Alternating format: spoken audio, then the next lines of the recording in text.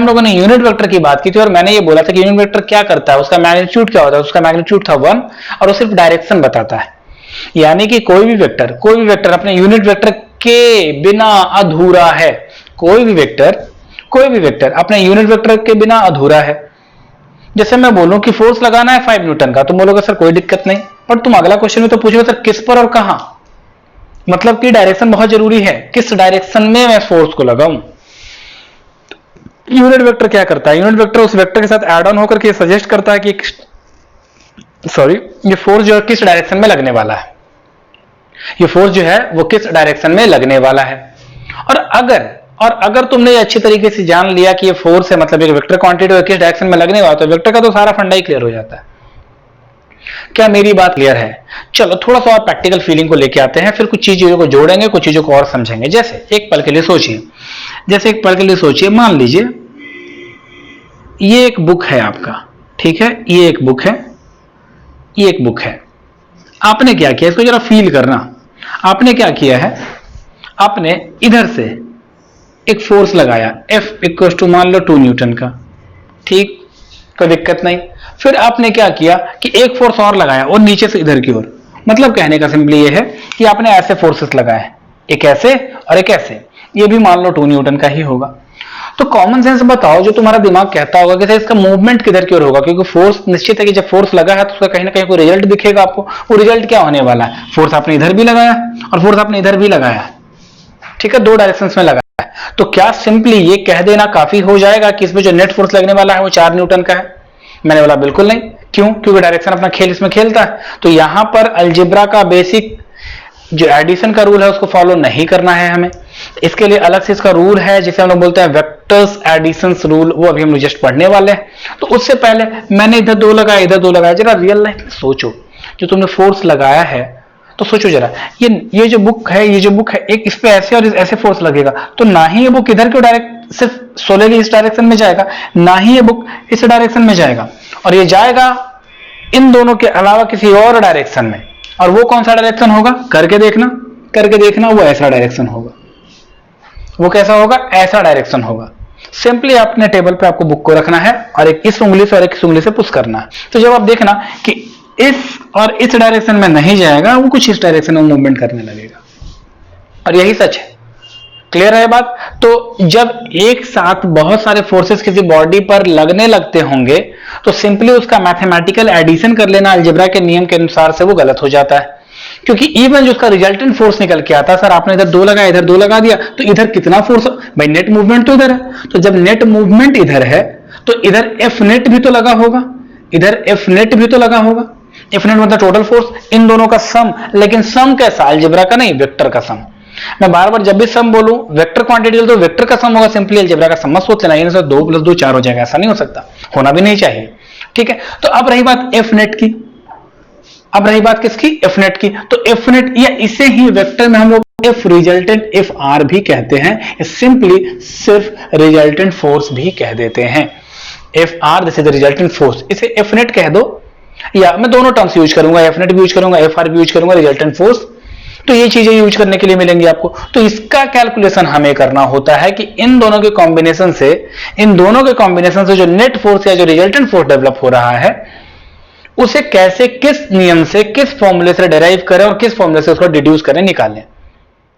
इतने में कोई दिक्कत नहीं। तो क्या ये फील आ रहा है कि जब ऐसी कंडीशंस होती है सर, जब ऐसी कंडीशंस होती है तो आपको नेट देखना है कि फोर्सेस कितने लग रहे हैं, किस डायरेक्शन में लग रहे हैं, और उसके लिए कैसे निकालेंगे। अब आगे बात आ जाती है कि सर इन दोनों फोर्सेस का सम कैसे करेंगे। निश्चित है, बार बार कह रहे हो अलजेब्रा के हिसाब से सम नहीं कर सकते, तो फिर करेंगे वेक्टर के हिसाब से। तो वेक्टर का एडिशन क्या है? तो चलो आज हम लोग पढ़ने वाले हैं एडिशंस रूल ऑफ वेक्टर। क्या पढ़ने वाले हैं? Additions rule of addition rules of vector. तो अगर आज हम लोग ये पढ़ने वाले हैं तो इसमें सबसे पहला और बहुत फेमस रूल है, उसे बोलते हैं ट्रायंगल रूल। क्या बोलते हैं? Triangle rule.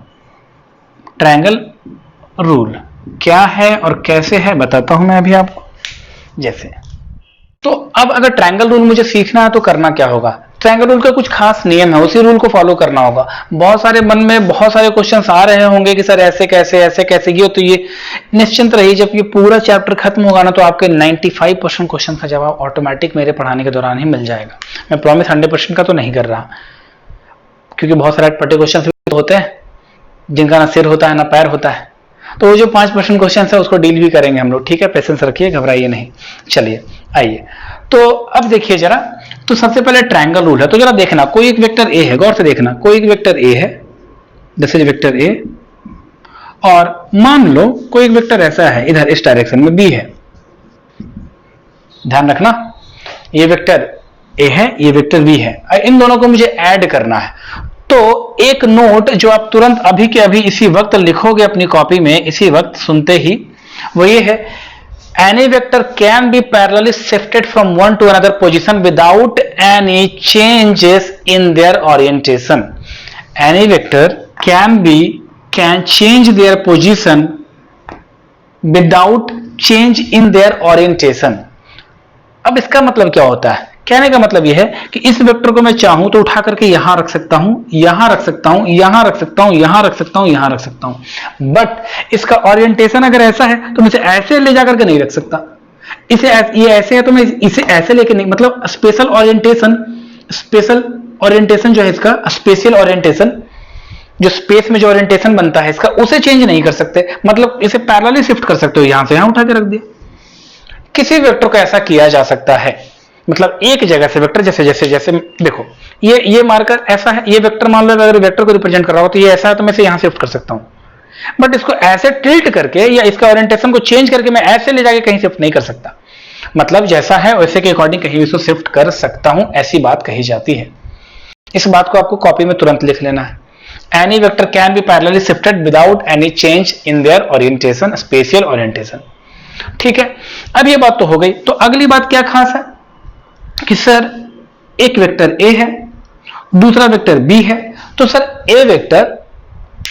ए वेक्टर और दूसरा वेक्टर है बी, तो इन दोनों को ऐड करना है मुझे, क्योंकि मुझे एडिशन रूल पढ़ना है। उसमें सबसे पहला रूल है हमारे पास ट्रायंगल रूल। तो क्या करेंगे, इसे पैरेलली शिफ्ट कर दो और उठाओ, और उठा कर करके वेक्टर बी को इसी तरह से उठाओ और यहां ले जाके रख दो। मतलब इस तरह से कि ए का हेड होना चाहिए और बी का टेल होना चाहिए। देखो जरा, जो लेंथ है वही लेंथ होना चाहिए, जो इंक्लाइनेशन इसका यहां से बन रहा है वही इंक्लाइनेशन यहां बनना चाहिए, बिल्कुल सेम टू सेम। ठीक, मैंने इस वेक्टर को यहां बी को यहां रख दिया।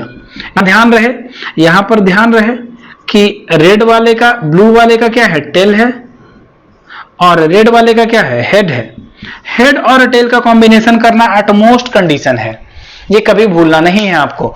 तो इस तरह से जरा देखो, तो आपको लग ऐसा रहा होगा कि ये दोनों का दोनों वेक्टर कुछ इस तरह से ऐसा मूवमेंट कर रहा होगा, ऐसा इस तरह का, जिसे एंटी क्लॉकवाइज सेंस कहते हैं।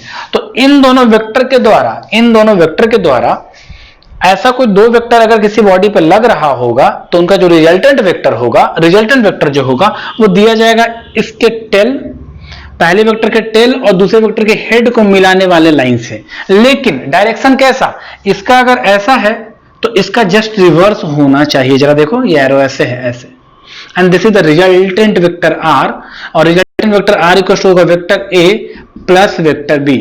मतलब यहाँ एडिशन तो हो रहा है, बट कैसे, वेक्टर साइन के साथ, मतलब वेक्टोलॉजिकली ऐड करेंगे। आपसे मैं ये कह रहा था, गौर से समझेंगे, जरा समझिए। मैं ये कह रहा था कि बहुत सारी चीजें होंगी जो टफ और हार्ड होती होंगी, बहुत सारी चीजें ऐसी हैं जो डिफरेंट होती होंगी, स्ट्रेंज होती होंगी। तो ये स्ट्रेंज लग सकता है बट हार्ड नहीं है। तो स्ट्रेंज लग रहा है तो उसके लिए देखो, कोई भी चीज, कोई भी आदमी नया मिलता है आपसे तो क्या लगता है, समय लगता है ना, जिसको उसके बाद वो आपके लिए बहुत नोन हो जाता है। समय लगेगा, ये आपके लिए नोन हो जाएगा, इसके सारे ट्विस्ट एंड टर्न्स आपके लिए नोन हो जाएंगे। तो पेशेंस बनाए रखें। ऐसा नहीं कि सर ये तो बड़ा हार्ड सा लगने लगा, अजीब अजीब सी चीजें आ रही, नहीं, पेशेंस रखिए, है ना। कुछ नई चीजें सीखना ही तो काबिलियत है, पुरानी चीजें तो हर कोई जानता है।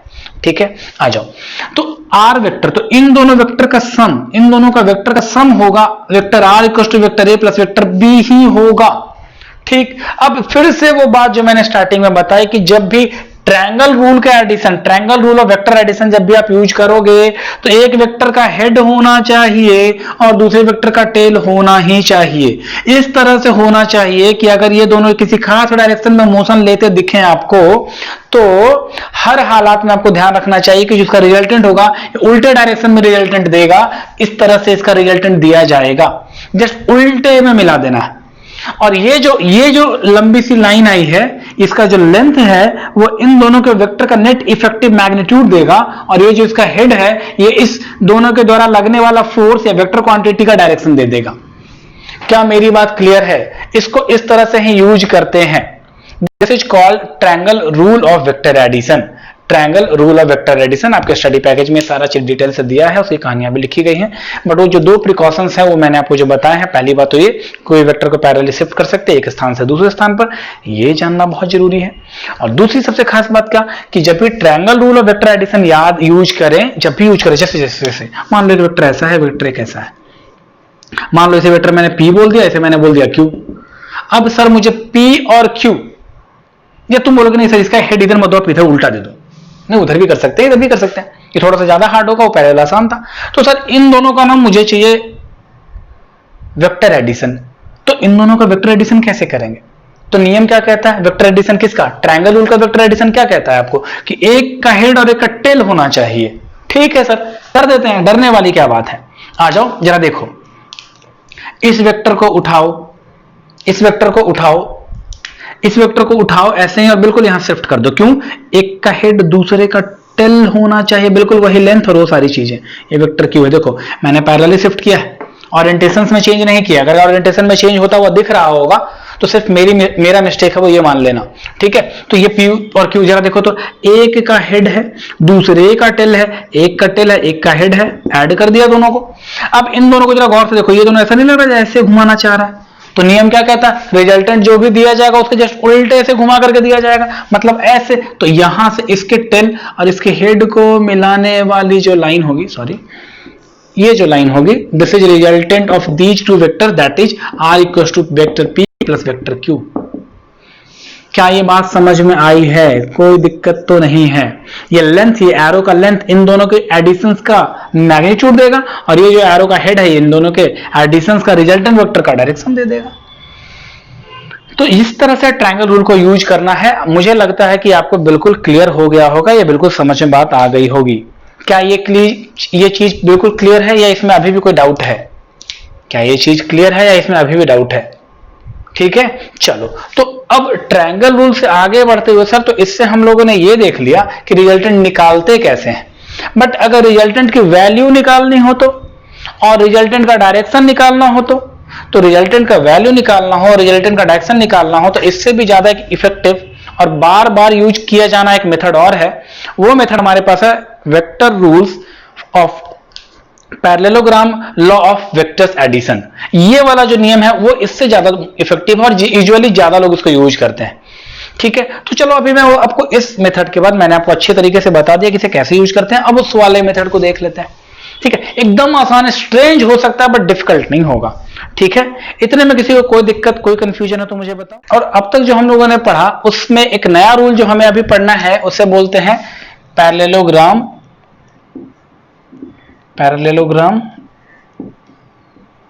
रूल ऑफ वेक्टर एडिशन, और ये बहुत इंपॉर्टेंट रूल है।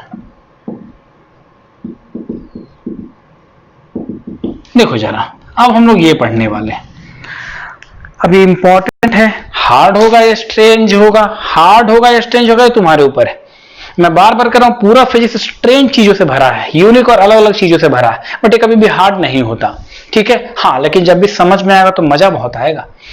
खैर, तो parallelogram rule of vector addition को करते कैसे हैं जरा ये भी देख लीजिए। स्टार्ट कैसे कर लेते हैं जरा देखो। जरा सिंपल करने का क्या है, सिंपल क्या करना है जरा देखिए। यहां देखें, मान लीजिए एक वेक्टर है हमारे पास A, ठीक, कोई दिक्कत नहीं। दूसरा वेक्टर जो है वो दूसरा वेक्टर है, मान लो कहीं और होगा, वो मान लो ऐसा है B। एक वेक्टर A है, दूसरा वेक्टर B है, और इन दोनों वेक्टर का मुझे रिजल्टेंट निकालना है। किस मेथड से? पैरेललोग्राम रूल से। भाई वो वाला रूल तो आसान था, वो वाला रूल क्या था हमारे लिए? बहुत आसान था, इसमें तो हमें कोई दिक्कत हुई ही नहीं थी। पढ़ना है कोई मैसेज करना चाहो तो कर सकते हो, ठीक है। हाँ, तो अब हमें क्या करना है, पैरेललोग्राम। तो पैरेललोग्राम रूल यूज करने के अपने अलग नियम है। उस वाले में हम लोगों ने क्या किया था, एक वेक्टर का टेल दूसरे वेक्टर का हेड को ऐड किया था, बट इस वाले में ऐसा नहीं करना। तो सर कैसा करना है, इसमें खास क्या करना है कि एक वेक्टर का टेल और दूसरे वेक्टर का टेल को ऐड कर देना। क्या मेरी बात समझ में आ रही है? एक वेक्टर का टेल और दूसरे वेक्टर का टेल ऐड कर देना है। तो इन दोनों को जोड़ने के लिए क्या करेंगे, इसे पैरेलली उठा लो और यहां पर रख दो, तो एक वेक्टर ए और दूसरा वेक्टर बी, इस तरह से। क्या मेरी बात क्लियर हुई है? इस वाले में दोनों का टेल टेल ऐड कर देना, इसमें कोई दिक्कत नहीं, कोई कंफ्यूजन नहीं, सर माइंड में बिल्कुल जा रहा है। चलो बहुत अच्छी बात। अब खास क्या कि बी जैसा है, जैसा वेक्टर बी है वैसा ही, चूंकि मुझे बनाना क्या है, जरा देखो नियम ही कह रहा है पैरेललोग्राम बनाओ। तो बी अगर ऐसा है तो बिल्कुल इसी के जैसा इस वाले पॉइंट पर बिल्कुल यही वेक्टर, इसी का बिल्कुल जेरॉक्स कॉपी मैंने यहां से उठाया और यहां रख दिया, इसे वेक्टर बी ही तो बोलेंगे। अरे यार कोई दिक्कत नहीं, वेक्टर बी बोलेंगे, इसे उठाया यहां रख दिया, ठीक है, इसे उठाया यहां रख दिया, सिंपल। अब ए वेक्टर के जैसा एक और वेक्टर यहां रखना पड़ेगा तुम्हें, तो ये पूरा का पूरा एक पैरेललोग्राम बन गया। बोलो हाँ कि ना? जरा देखो पैरेललोग्राम में क्या होता है, जो अपोजिट साइड्स होते हैं वो क्या होते हैं, इक्वल होते हैं, सेम टू सेम होते हैं, बिल्कुल जेरॉक्स कॉपी होते हैं, जेरॉक्स कॉपी, बी का बी ए का ए, ठीक। तो जो parallelogram rule of vector addition है वो कहता है कि इनके द्वारा ये जो पैरेललोग्राम बना है तो इनका जो डायगोनल होगा, ये जो डायगोनल बना है डायगोनल, वह इन दोनों वेक्टर का रिजल्टेंट देगा, R equals to vector A plus vector B. क्या मेरी बात क्लियर हुई है?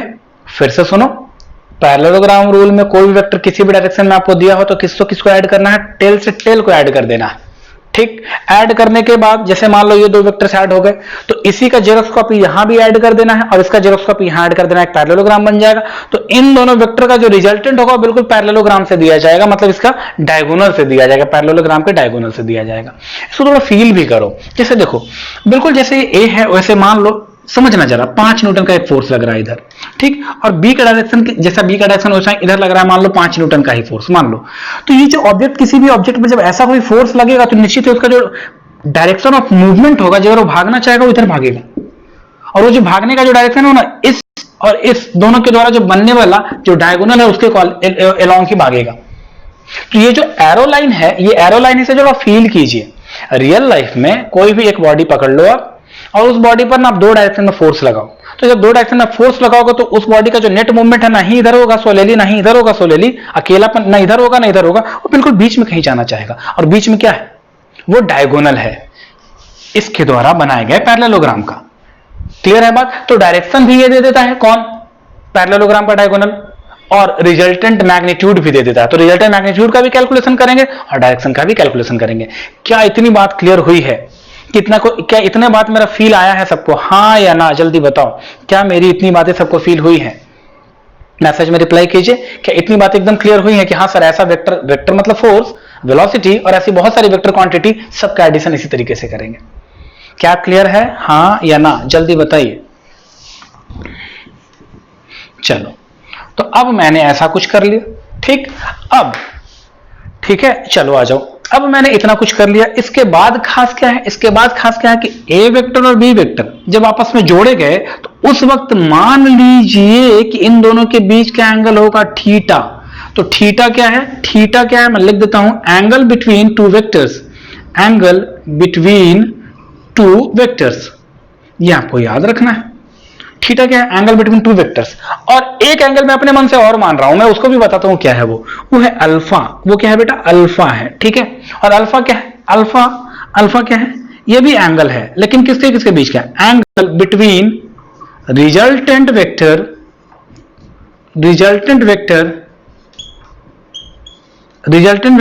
एंड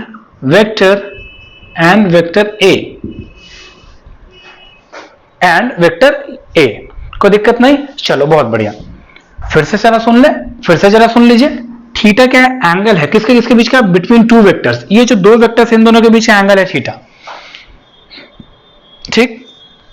और दूसरा अल्फा क्या है, angle between the resultant vector and vector A.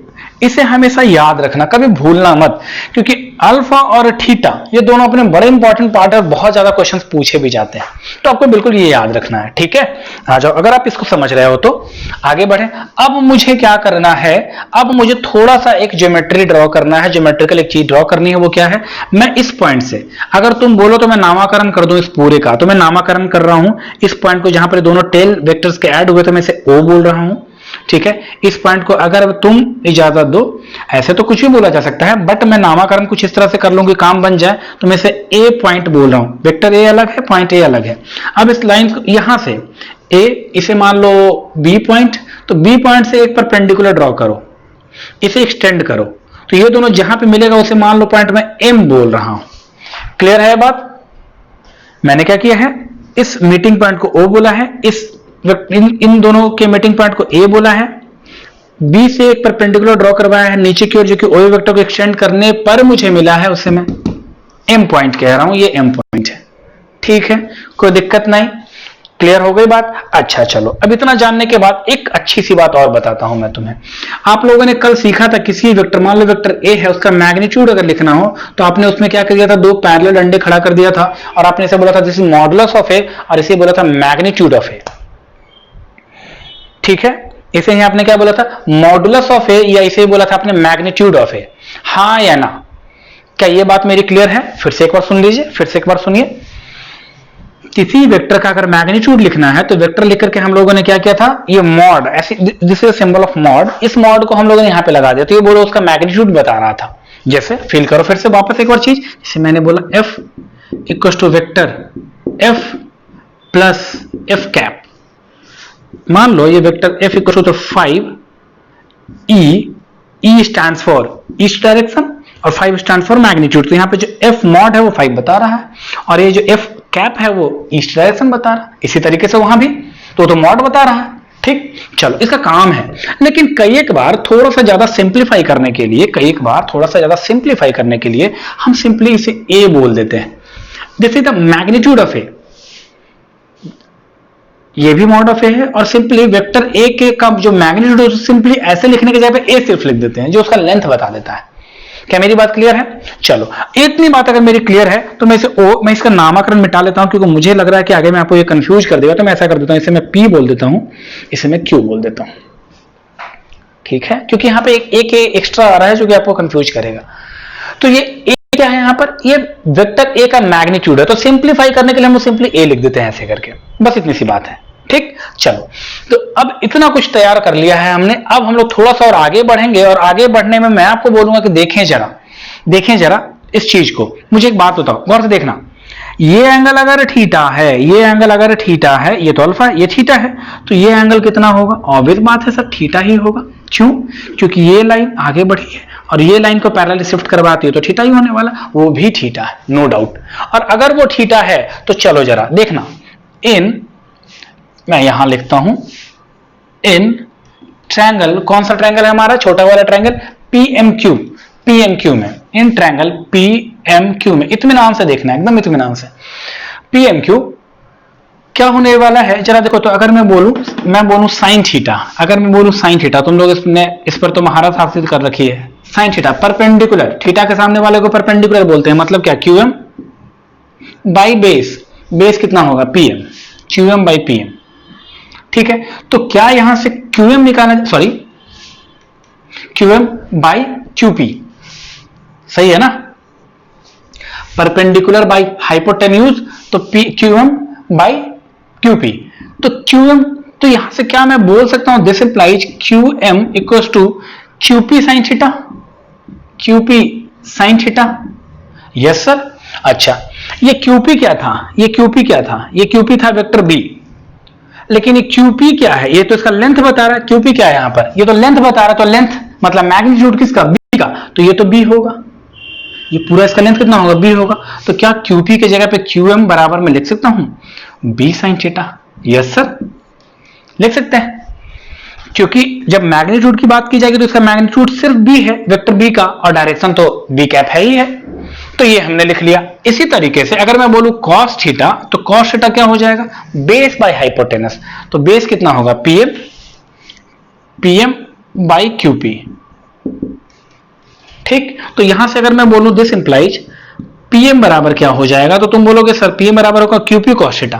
QP, what is QP, जरा देखो तो क्यूपी कौन सा पार्ट था हमारा, this is Q, this is P, QP, तो क्यूपी कितना है हमारा, बी ही है, अरे भाई क्यूपी तो बी ही है, और ये क्या आने वाला है कॉस थीटा, पीएम बराबर क्यूपी, क्यूपी कितना था हम लोगों ने लिख लिया ना बी, बी और इंटू कॉस थीटा। तो ये दो जो चीजें मैंने निकाली हैं, ये क्यों निकाली है अभी आपको आगे समझ में आएगा, काम आने वाला है। ठीक, तो ये दो चीजें मैंने निकाल के पहले ही रख ली जो आपको अभी यूज करेंगे हम। अब हम लोग चलने वाले हैं ट्रायंगल ओ क्यू एम में, इस बड़े वाले ट्रायंगल में। जरा देखिए इन ट्रायंगल ओ क्यू एम में, तो अगर आप चले हो ओ क्यू एम में, तो जरा बताओ तो ये ट्रायंगल कैसा ट्रायंगल है। निश्चित है यहां पर आपने परपेंडिकुलर ड्रॉ किया तो यहाँ 90 डिग्री बनेगा, और अगर ये 90 डिग्री बनेगा तो राइट एंगल ट्रायंगल, और right angle triangle Pythagoras theorem use करना सबसे ज्यादा यूजफुल चीजें हैं। तो अगर मैं इसे पाइथागोरस थ्योरम यूज कर दूं तो मैं क्या लिखूंगा जरा मुझे बताना, बेस का स्क्वायर मींस व्हाट, ओएम का स्क्वायर प्लस परपेंडिकुलर का स्क्वायर, क्यू एम कितना है, क्यू एम का स्क्वायर इक्वल्स टू हाइपोटेनस का square, that is O Q का स्क्वायर। यस सर, और ओ क्यू क्या है, ओ क्यू को हम लोगों ने आर वेक्टर से डिनोट किया है, आर वेक्टर है तो मैग्नीट्यूड क्या होगा आर, भाई वेक्टर का किसी का मैग्नीट्यूड तो सिर्फ आर होगा, इसका मैग्नीट्यूड आर होगा। ठीक है सर, इतने में कोई दिक्कत नहीं। तो जरा देखो ओ क्यू, तो ओ एम, जरा देखो ओ एम कितना है, ओ एम को तुम लिख सकते हो OP plus PM, O M को लिखा जा सकता है ओ क्यू का square equal to O M को लिख सकते हैं हम लोग ओपी प्लस पीएम का होल स्क्वायर, नो डाउट, अब प्लस क्यू एम का होल स्क्वायर, कोई दिक्कत नहीं। इस ओ एम को मैंने बोला ओपी प्लस पीएम, ठीक है सर। अब जरा देखिए आगे बढ़े, तो ओ क्यू का स्क्वायर, ओ क्यू क्या था, ये लेंथ था, तो इस लेंथ को मैंने क्या बोला था आर, तो ये हो जाएगा आर का स्क्वायर। ठीक, ओपी प्लस पीएम, ओपी की वैल्यू हम लोगों ने निकाली है क्या कहीं, जरा देखो तो ओपी की वैल्यू तो ये है, और इसको ये क्या होगा, इसका वैल्यू होगा ए, ओपी की वैल्यू क्या होगी ए, तो यहां पे रखो ए, अब प्लस पीएम कहां निकाला है बी कॉस थीटा का होल स्क्वायर, अब प्लस क्यू एम का स्क्वायर, क्यू एम मतलब B square sine square theta, यहां लिखना है आपको B square sine square theta. देखते रहना, थोड़ा सा अजीब लग रहा होगा, मैं जान रहा हूं बच्चे के लिए थोड़ा सा जो सॉफ्ट माइंड है ना उसको थोड़ा सा यूनिक अजीब सा लगने लगता है, बट बिल्कुल समझ में आएगा। ठीक है, बिल्कुल समझ में आएगा, जब रिजल्ट आएगा तो काम का होगा। खैर, तो हम लोगों ने ये सारी चीजें कर ली। अब यहां से सॉल्व जब आप इसको करोगे तो जरा देखो क्या आने वाला है, ए प्लस बी का होल स्क्वायर, तो क्या लिखोगे A square plus B square cos square theta, A square B square plus 2ab cos theta, 2ab cos theta, 2ab cos theta plus B square sine square theta. चलो देखो B square cos square theta, B square sine square theta, B square जब दोनों में common लोगे तो sine square theta plus cos square theta, याद करो sign square theta plus cos square theta equal to 1 होता है। तो निश्चित है इन दोनों में से जब कॉमन निकलेगा तो सिर्फ बचेगा बी स्क्वायर, तो ये हो गया पूरा क्या A square plus B square plus 2ab cos theta, और ये क्या था आर का स्क्वायर, दिस इज आर का square, this is what R का स्क्वायर। तो ये फॉर्मेट तुम्हारे पास आया निकल करके। ठीक है, आप इसको प्लीज पूरा उतार लेना है ना, और अगर जो लोग देख रहे हैं उसका स्क्रीनशॉट ले लेना। मैं अभी इसको डिलीट कर रहा हूं और मेरे पास ये काम की चीजें आ गई हैं। अभी तक जो मैंने निकाला है मैं एक बार पूरा रिवाइज करवा देता हूं पहले, फिर मैं इसको ऊपर वाले को डिलीट कर दूंगा। चलो देखो फिर से सुनो, हम लोगों ने किया क्या, पहले हम लोगों ने दो वेक्टर्स लिया जिनके दोनों को हम लोगों ने क्या किया, टेल को ऐड किया, क्योंकि पैरेललोग्राम का रूल ही ये कहता है कि आपको दोनों को टेल को ऐड करना चाहिए, तभी आप किसी का रिजल्टेंट निकाल सकते हो। ठीक है, कर दिया, तो इसके बाद फिर बी इधर भी बना दिया, ए इधर बना दिया, और नेट बना करके एक पैरेललोग्राम बनाया, फिर एक डायगोनल बनाया, डायगोनल क्या दे रहा था, उसका रिजल्टेंट दे रहा था। ठीक, अब इसके बाद हमने क्या किया, एक वेक्टर से यहां से एक परपेंडिकुलर ड्रॉ करवा दिया, इस वेक्टर को आगे बढ़ाया और इस तरह से पूरा का पूरा एक राइट एंगल डेवलप कर लिया। इतनी बात क्लियर हो गई। उसमें हमने चालाकी से क्या किया, हमने पीएम की वैल्यू अलग से निकाल के रख ली और हम लोगों ने क्यूएम की वैल्यू अलग से निकाल के रख ली, और फिर हम लोगों ने क्या किया, इस वाले ट्रायंगल में पाइथागोरस थ्योरम का यूज कर लिया। और जब पाइथागोरस थ्योरम का यूज किया तो दरअसल हम लोग इंटरेस्ट क्या थे निकालने में, हम लोग इसी बात को निकालने में इंटरेस्टेड थे कि आर की वैल्यू क्या होगी, मतलब आर का मैग्नीट्यूड। तो आर का मैग्नीट्यूड को हम लोगों ने आर बोला था और उसकी वैल्यू हम लोगों ने यहां निकाली। हम तो यही चाह रहे थे कि जब दो वेक्टर्स जुड़े तो इन दोनों का जो रिजल्टेंट वेक्टर हो उसका वैल्यू कैसे निकालेंगे। तो उसका वैल्यू निकालने के लिए भाई आपको तो पता है किसी भी चीज का वैल्यू निकालने के लिए आपको तो मैथमेटिकल ऑपरेशन ही करने होंगे, और मैथमेटिकल ऑपरेशन करके हम लोगों ने ये निकाल लिया। ठीक है, जिनको समझ में आया बहुत अच्छी बात है, जिनको समझ में नहीं आया प्लीज 1 से 2 बार वीडियो को जरूर देखना, क्योंकि बहुत बेस है, बहुत प्लिंथ है। 2-3 बार करोगे तो स्ट्रेंज चीजें अपना हो जाती है, नई नई चीजें जो है वो पुरानी हो जाती हैं और समझ में आने लगती हैं। चलो, तो ये मेरे लिए फाइनल रिजल्ट था, और ये मेरे लिए फाइनल रिजल्ट था तो मैं ऊपर वाला थोड़ा सा क्लियर कर रहा हूं, है ना, और नीचे वाले पार्ट को, इस वाले पार्ट को मैं फिर से उठा के ऊपर रख रहा हूं। तो जो मेरे पास आया है वो आया है आर का स्क्वायर ये है। तो अगर मैं आर बोलूं आर, तो आर क्या होगा, under root A square plus B square plus 2ab cos theta, and this is the most important formula throughout this chapter. ये सबसे इंपॉर्टेंट फॉर्मूला है, ये जो है वो सबसे इंपॉर्टेंट फॉर्मूला है किसका, इस पूरे चैप्टर का, ये पूरा part. R equal to under root A square plus B square plus 2ab cos theta. क्यों करते हैं, ताकि वेक्टर्स का रिजल्टेंट निकाल सकें। कैसे करते हैं तो मैंने बता दिया, पहले हम दूसरे करते हैं। ठीक, अब सर ये तो आपने मैग्नीट्यूड निकाला, बट आप तो बार बार ये कहते थे कि सर कोई भी वेक्टर अधूरा है बिना उसके डायरेक्शन के, तो फिर डायरेक्शन निकालना पड़ेगा, और डायरेक्शन निकालने के लिए हमेशा एंगल्स का कैलकुलेशन करना होता है, और एंगल का कैलकुलेशन करना तो पड़ेगा, बट किसका एंगल, किसका, रिजल्टेंट का। तो रिजल्टेंट का एंगल जरा देखो, ये पहला वेक्टर और ये रिजल्टेंट, तो इन दोनों के बीच का जो एंगल बन रहा है वो है अल्फा, यानी तुम्हें अल्फा निकालना पड़ेगा। और तुम माहिर हो, तुम्हें पता नहीं है ये बात, तुम माहिर हो इस चीज को निकालने में। चलो देखो, मैं बात फिर से कर रहा हूं ओ क्यू एम वाले ट्रायंगल में, in triangle O Q M. जरा मुझे बताओ तो क्या मैं tan अल्फा लिख सकता हूं, tan alpha perpendicular by base, perpendicular कितना है बेटा, Q M by base, base यहां से यहां तक, मतलब OP plus PM, OP plus PM, yes sir. और अगर आपको याद हो, चलो, और अगर आपको याद हो तो ओपी क्यूएम कितना था हमारा, क्यू हम लोगों ने निकाला हुआ कितना, B sine theta, B sine theta. अब भाई ओपी कितना है, ए है, अब प्लस पीएम ना, पीएम कितना निकाला आपने, बी कॉस थीटा, ये है बी कॉस थीटा, और ये है आपका tan अल्फा का वैल्यू। और यहां से अगर अल्फा निकालो तो ये नियम होता है मैथमेटिक्स में, इनवर्स ट्रिगोनोमेट्रिक फंक्शन तुम्हें पढ़ाया जाएगा मैथमेटिक्स में, तो ये tan उधर चला जाता है, इसे लिखते हैं tan इनवर्स, पढ़ते हैं tan इनवर्स क्या, b sin theta by a plus b cos theta, done. और ये आपका दूसरा सबसे important formula throughout this chapter है, ये alpha equals to tan inverse b sin theta by a plus b cos theta. ठीक है, इतने में किसी को दिक्कत नहीं, क्या इतनी बातें सबको समझ में आई हैं, मुझे रिप्लाई कीजिए फटाफट, क्या इतनी बातें सबको समझ में आई हैं। चलिए, तो फिर से alpha equals to tan inverse b sin theta by a plus b cos theta. अब इसको याद कैसे करेंगे, कि दो इंपॉर्टेंट फॉर्मूले तुम्हें याद होने चाहिए, बहुत इंपॉर्टेंट फॉर्मूले हैं, बहुत इंपॉर्टेंट फॉर्मूले हैं, और ये तुम्हें याद होने चाहिए किसी भी हालात में। मुझे रिप्लाई करो, यहां तक समझ में आया है तो बहुत अच्छी बात है, मैं थोड़ा फिर आगे चलूं अगर तुम कहो तो, जल्दी बताओ।